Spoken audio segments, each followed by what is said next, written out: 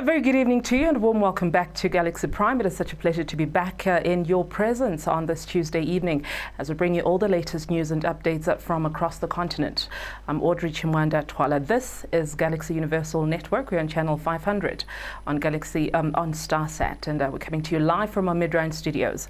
First things first, the high-stakes corruption trial of former President Jacob Zuma and his co-accused French arms manufacturer Thales will now be heard in December this year. The new date has been announced by the Pietermaritzburg High Court in the absence of all the parties, which are Zuma and his lawyers. The National Prosecuting Authority, prosecutors and Thales legal team and a representative who normally fly from France to attend the trial. The bribes were allegedly paid to former President Jacob Zuma to secure some lucrative contracts for Thales in the late 1990s when the new Democratic African National Congress government spent billions to buy arms to modernize the South African military on three fronts: this land, air and sea. Zuma has repeatedly denied the charges and says his prosecution is part of a political plot to persecute him.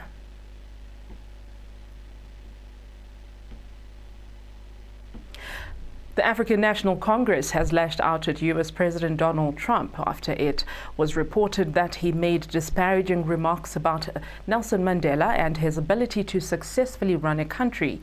On Tuesday, the party issued a statement condemning Trump after the Washington Post reported on Saturday that Michael Cohen, a U.S. Trump's former personal lawyer, is alleging in a new book that the outgoing U.S. leader even used foul language against Mandela.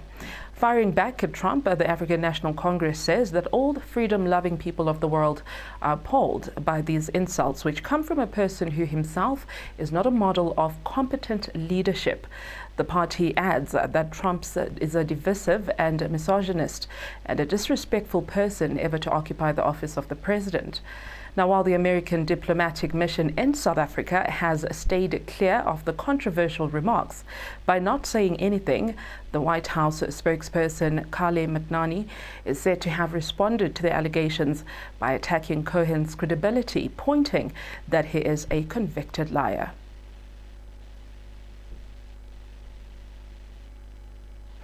Now, we bring you an update from the Zonder Commission. Former Eskom board chairperson Zola Tsotsi has detailed how he was summoned to a meeting by former South African Airways board chairperson Dudu Myeni over concerns about Eskom's deteriorating financial situation. Tsotsi returned to the stand today at the Zonder Commission for a second time following his appearance last year. He was asked about a meeting that took place in March of 2015 where Myeni presented a plan to institute an inquiry into Eskom and to suspend 3 Eskom executives. Here's a recap of his testimony. With the Guptas, I seem to recall, was at the ANC January 8th statement, which took place, in Nelspruit. I seem to recall it was 2014, maybe I stand to be corrected. I'm not sure 100% that it was 2014, but yes. In any case, at that function, I happened to be seated. I was requested to sit at a table where the ANC's top 6 were seated together with 2 of the Gupta brothers, myself and the chairperson of the SABC, because we had provided some sponsorship to, or some support to the meeting, to that function. Yes. And that's the first time I got introduced to 2 of the Gupta brothers, 2 of the older brothers. Okay, let's just get that clear. This was the ANC January 8 rally. It was a dinner. It was a dinner. Yes, a fundraising. Which preceded yes. the January 8 rally. Yes. Okay, all right. So the top 6 of the ANC were sitting at the main table, I guess. Yes. and you were invited to go and sit with them. Yes. And you say there were two Gupta brothers who were also sitting at the main table with the top six. Correct. Do you remember which ones those are, those two Gupta brothers, or do you not remember? Yes, I do. It was Ajay Gupta and Atul Gupta. Atul, yeah. Now, apart from the top six, yourself and the two Gupta brothers, who else was sitting? Health and beauty retailer Klix has secured an interim order interdicting the economic freedom fighters from intimidating or threatening employees and customers. The South Gauteng High Court's acting judge, Norman Manoim, made the ruling today after legal counsel for both Klix and the EFF made video submissions on Monday night. The order says the EFF is prohibited from threatening or intimidating Klix and its employees. The order, however, does not stop the EFF from demonstrating outside of Klix outlets, but it does prohibit the Red Berets from threatening Klix customers and inciting violence against the ordinary commercial operations of Klix. On Monday, Klix said 445 of its outlets around the country had been closed after EFF staged protests of a racially offensive advertisement from Tresemme was published on their website describing black women's hair as frizzy, dull, dry and damaged.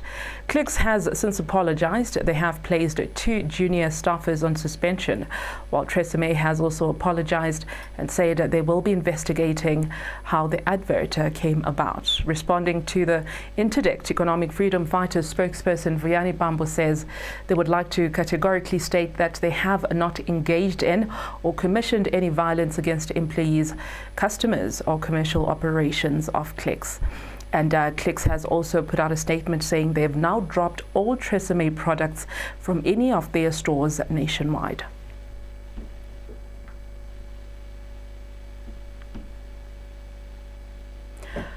Now let's take a look at some business news now. 50% following the devastating announcement by Stats SA on Tuesday, the 8th of September, that South African economy has contracted by a historic 51% in the second quarter of 2020.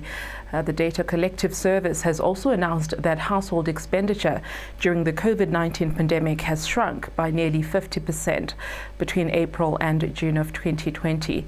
Now, while consumers spent less in markets that were predominantly forced to close during the nationwide lockdown, communication services received a boost as South Africa's workforce made the shift to remote working.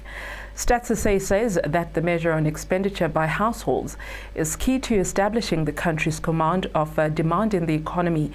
Now, the sudden drop in the offerings from tourism and hospitality sectors, as well as the closure of major retailers, has led to a massive dip in consumer spending, with the aforementioned sectors grinding to a near complete halt. Statistics South Africa made mention of the impact of the long-winded ban on cigarettes and alcohol that spanned the duration of the observed quarters, saying that these products were purchased extremely sparingly. Alcohol producers as well were forced to rely on revenue generated through export channels during the ban, but little consolation for the billions that was lost in turnover experienced by the industry.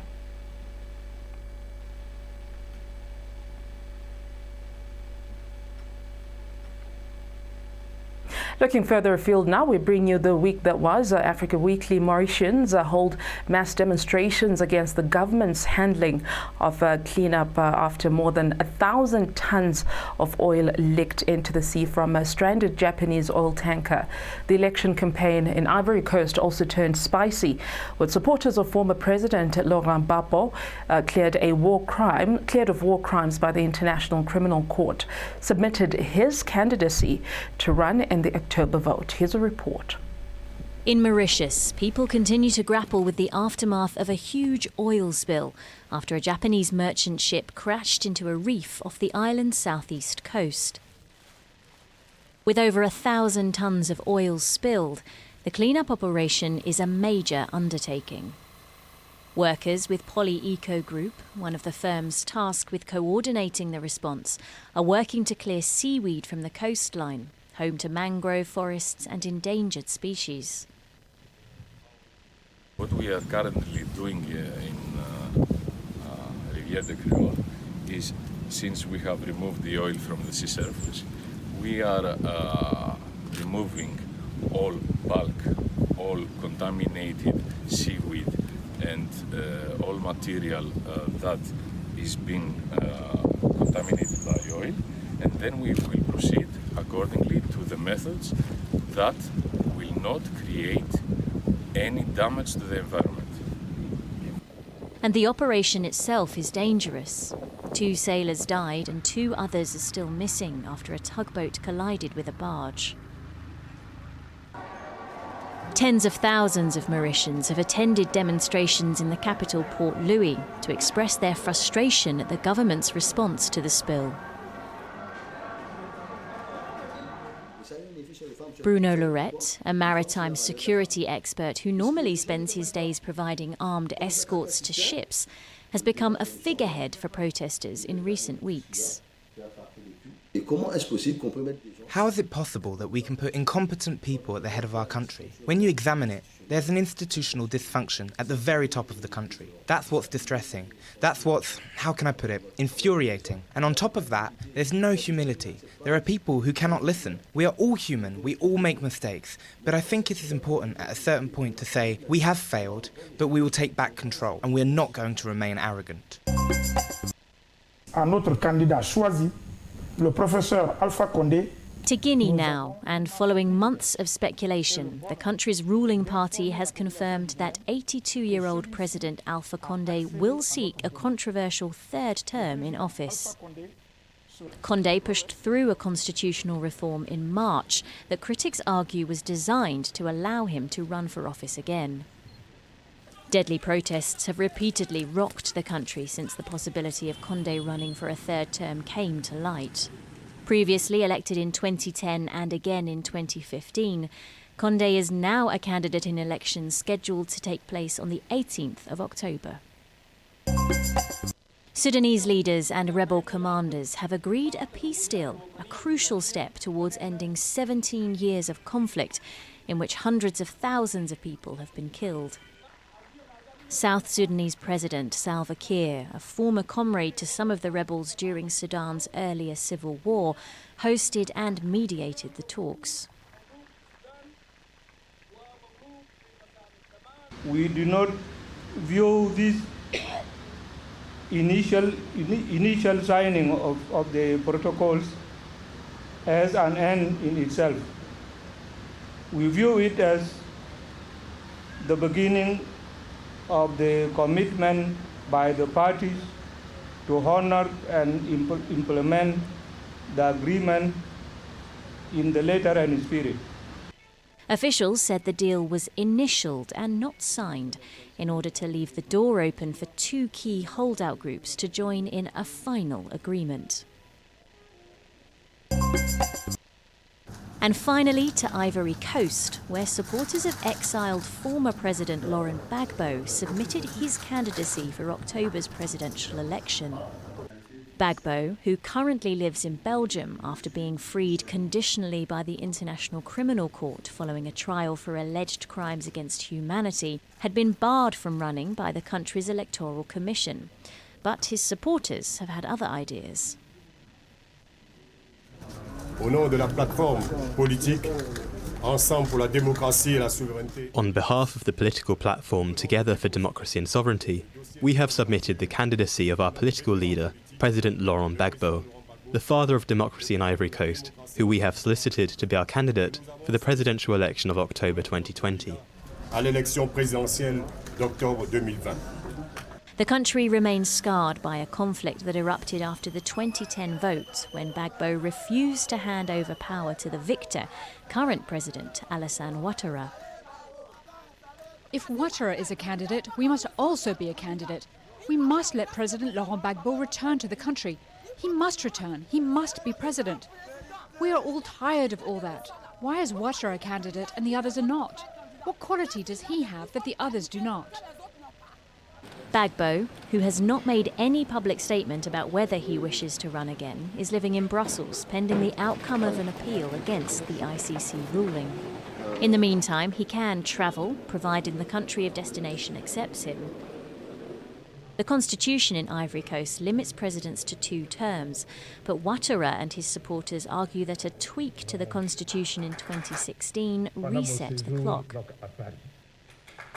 Gbagbo isn't the only one to have had others submit his candidacy for him.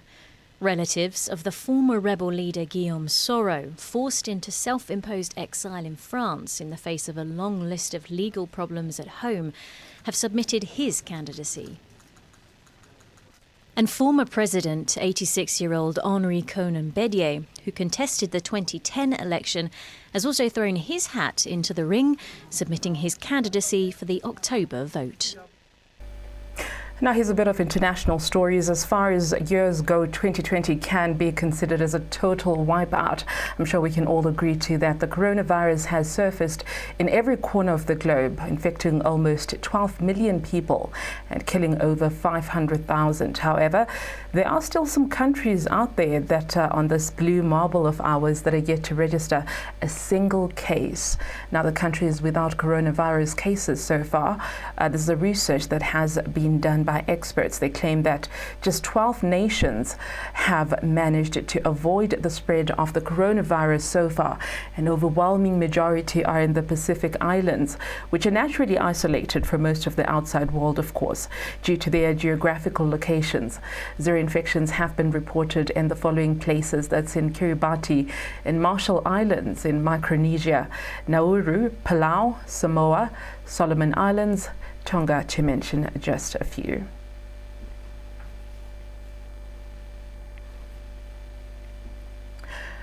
Now, those are some of the stories that we had for you for Galaxy Prime today. Just a quick recap of our headlines. Arms deal trial set for December that involves a former president, Jacob Zuma, and his co-accused French arms deal manufacturer Thales, and as well ANC. We heard them responding today to alleged Trump attack on the later former president of South Africa, Nelson Mandela. We also heard from the Zonder Commission how the Dudumiani pushed for an inquiry into Eskom. We heard from the former Eskom board chairperson Zola Tsotsi, and Klix secured a court interdict against economic freedom fighters. However, it does not stop EFF from protesting outside of Klix stores. It just stops them from harassing any of their clients and disturbing their business. Stats SA say consumer spending has gone down by 50%. Of course, this has been brought about by the coronavirus and the pandemic, with most businesses having shut down during that period. We also brought you an Africa wrap-up of Mauritanians holding mass demonstrations against the government's handling of the cleanup of more than 1,000 litres of oil that spilled in the ocean, infecting almost 12 million people and killing over, well, quite a lot of species in the sea. And we also brought you the story of the remaining coronavirus-free countries in the world. So if you're hoping to perhaps buy a ticket and go and live there and avoid the coronavirus, we brought that information for you here on Galaxy Prime. For myself, AUDREY, CHIMWANDA-THWALA, and the crew, you have a good night.